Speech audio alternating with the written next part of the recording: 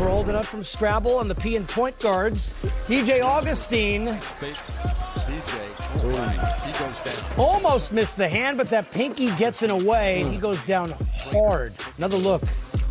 Let's see where the... Had he already been injured by then? I think it's on when he comes down here. Is it not a swat? Yeah, I think... Nope, must have been hurt already. Before we picked up that replay. Yep.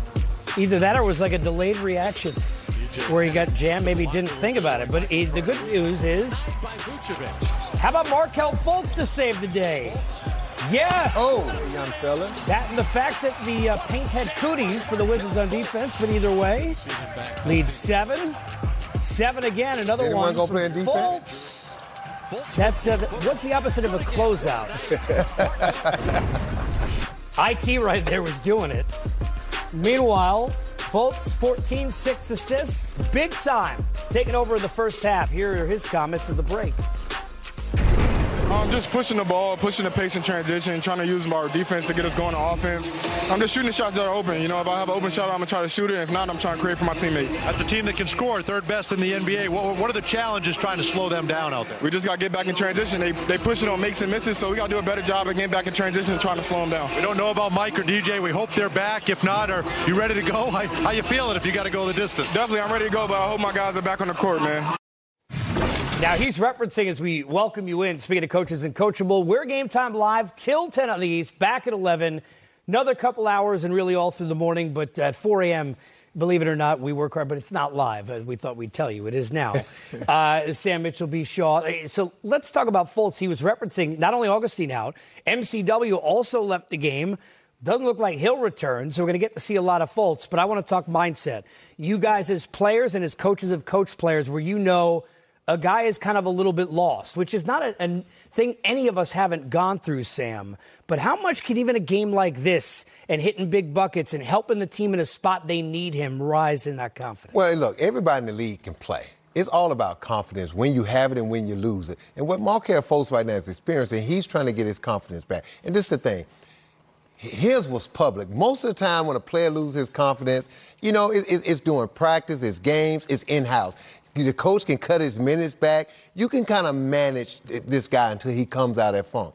What happened to this young man was news. He was the number 1 pick. So everything he did, he was followed. It was written down. It was talked about. So he's had a hard time trying to come back because everything was documented. When you watch him play now, it seems like he's finally in a place where he's getting comfortable.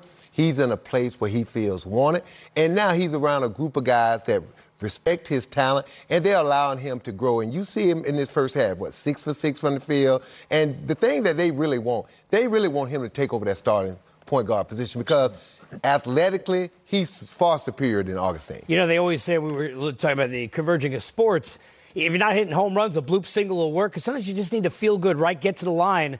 How much, be sure, if you're sitting there in that coaching staff, are you pushing him? Now, the lane may not be as open as we just saw, but here's a guy who can run coast to coast, can get to the basket, do those little things so you could feel good at least seeing it go in. Don't worry so much about the shot. Well, exactly. I mean, you don't succumb to the pressure of what everybody else wants to see you do. You do what you do well and what got you to that point. And I think for him, you know, Sam, being in a new place and having a fresh start with this Orlando Magic team. When he was in Philadelphia, being the number 1 pick, he was under a microscope. He was in a fishbowl. He had some personal issues going on, and then he lost his confidence. Now he's able to step back and get back to the basics and the fundamentals, and like I said, do the things that got him to be the number 1 pick. And so for him, if it's driving to the basket, if it's getting out in transition, if it's getting to the free throw line and seeing the ball go in, all those things are things. He's done everything so many times, so much repetition. Now it's finally getting back to muscle memory, because he's done it so many times, and the game will start to simplify itself for him. And now being thrust into this situation with those injuries, it's just going to help his confidence rise. He's going to see that his team needs him to play well, and as he starts to play well, which he's doing now, he'll just get better and better. Now, individually, we're talking Fultz now, but let's be honest, the Magic offense to start the year was offensive.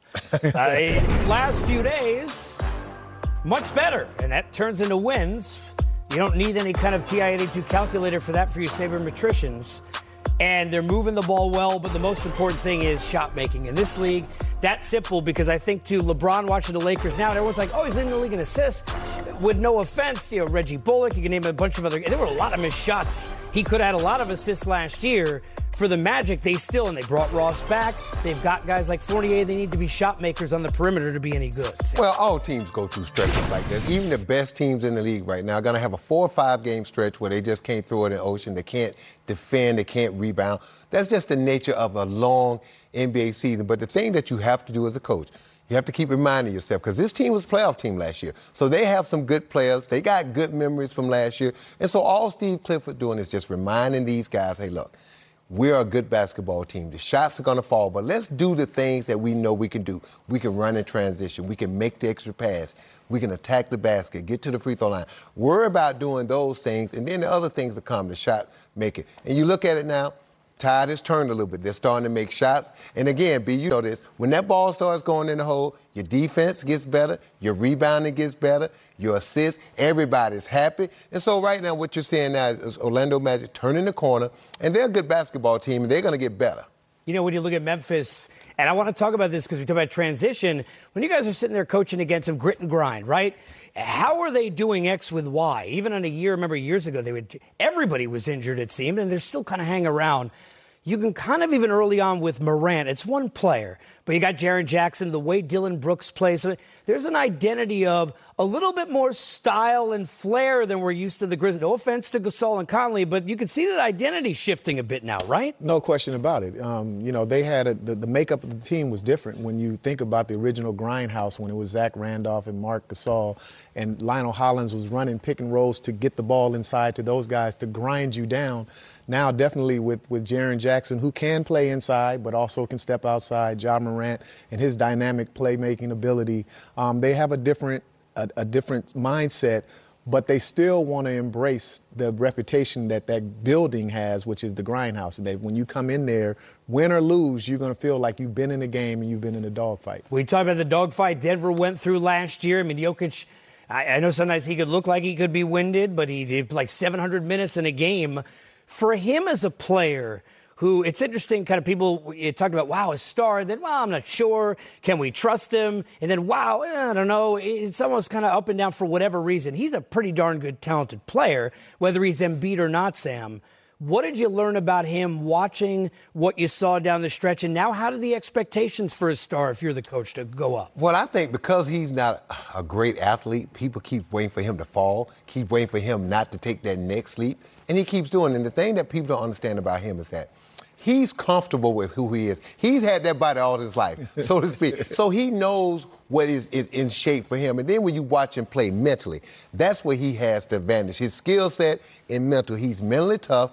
He don't back down, and he understands how to take certain things away. When you watch him defensively, that's the thing that's amazing to me. For a guy that's not as quick or the athlete that you would like for him to be, he beats guys to spots because he thinks, he reads his scouting report, he takes away what players like to do, their favorite move. And B, know this, if you take away most big guys' favorite move, they got only one counter, a jump hook or a step through or something like that. And he sits on those moves, and he uses his body to wall up. And again, he know he's not going to block your shot, so he uses his chest. You remember those guys who use their chest to get you off your spot and keep them hands off you? Well, I'll tell you what, if you sit there and you think about kind of where you are now with Jokic, we know that Denver is expected to kind of be back there, but they're not alone. And by the way, neither is he. Doncic, 40-yard dash. Sam, I might take you. I think I can get him. I might take you. But he's done okay. We'll talk about him later in the show. We got a lot more coming when we return on Game Time Live. The name of a rock star in a game of somebody who certainly has that confidence and the hair, Jackson Hayes. And this version of the Warriors, what, 2-10? You mean the Golden State Warriors? It's more like Pat Payback. Who was just it's payback time, ain't it, B. Shaw? Everything turns on a trifle. We'll also get to Buddy Ball. Can Hield and Company stay king on a Sunday night?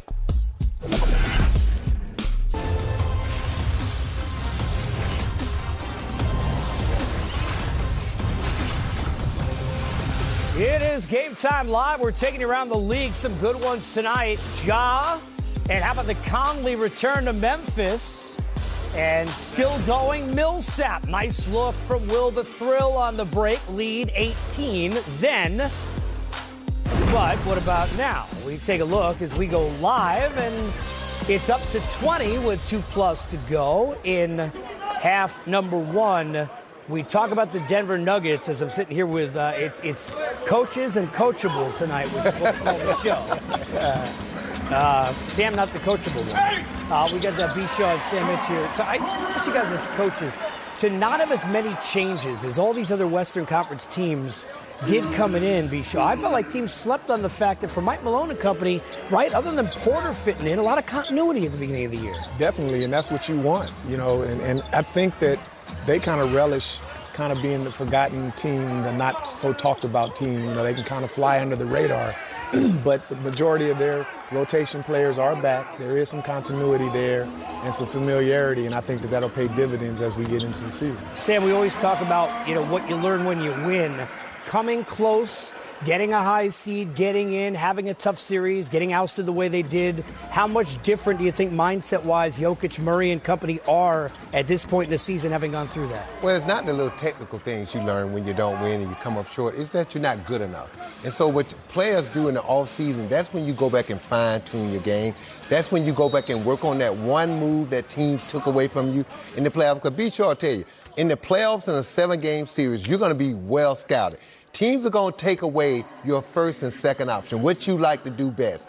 So you got to develop that third go-to move or a counter so when teams take away what you like to do. And so that's what you learn. Because as you grow in this league and you understand you get deep in the playoffs, hey, at the end of the day, it's about whoever has the best players who can go one-on-one and create opportunities for themselves and their teammates got the best chance of winning. We talk about rookies, and there always is the expectation, even though each other shouldn't be, right? Because I remember going back for all the stuff we said about his family members. I'm already bringing the heat here with Sam. He's sweating already. What are you?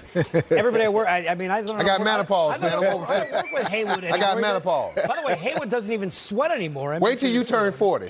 I already turned 40. Now you look like you're 18. Well, I appreciate that. Fella. Only because I'm good looking. So, but for Morant, I think, speaking of slept on, coming up what you talked about, people wanted to kind of downplay me, kind of, even in the tournament, what they say. I don't know. He played in the. I don't know if anyone's downplaying the ability now. No, not at all. And I think that, there was so much hype this summer after the draft about Zion Williamson that, people kind of slept on him, even though, and the fact that he went to a small school, they say, well, the competition that he played against. But talent is talent, and you can see it.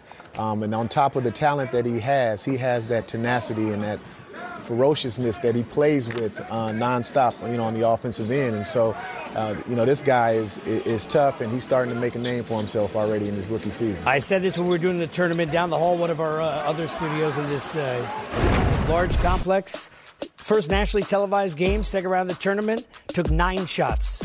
Hit most of them, 16 assists, but that was his, hey, I'll show you, and was thinking of trying to win the game, get to the next round. That tells you what you need to know. Lead 22, though, for Denver. Having said all that, Morant has 11. Let's stay. I feel like Chuck Woolery, because we're